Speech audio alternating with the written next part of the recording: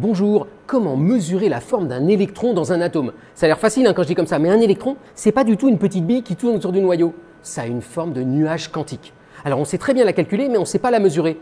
Jusqu'à aujourd'hui, dans ce genre d'expérience. On est ici à Galaxy, c'est une des lignes de lumière du synchrotron Soleil, et les physiciens de cette ligne ont réussi tout récemment à mesurer la forme d'un électron. Alors voilà comment ils font.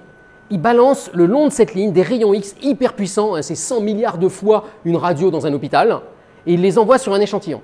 Et cet échantillon les fait rebondir dans tous les sens. Et après, cette espèce d'immense machin là que vous voyez va aller les attraper, un peu comme au baseball, et va regarder s'ils ont perdu de l'énergie. Et en mesurant combien ils perdent d'énergie, et puis en faisant après plein d'analyses sophistiquées, on peut remonter à la forme d'un électron.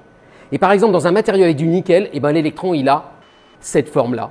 Vous avez vu, c'est une espèce de trèfle à 4 feuilles. C'est pas du tout une boule comme on pourrait l'imaginer.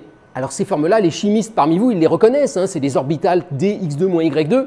Et pour la première fois, on est capable de les mesurer, pas juste de les calculer. Et c'est un travail qui est réalisé en ce moment à Soleil par Victor Balédan et Jean-Pascal Rueff, deux collègues qui nous ont très gentiment accueillis aujourd'hui. Bonne journée!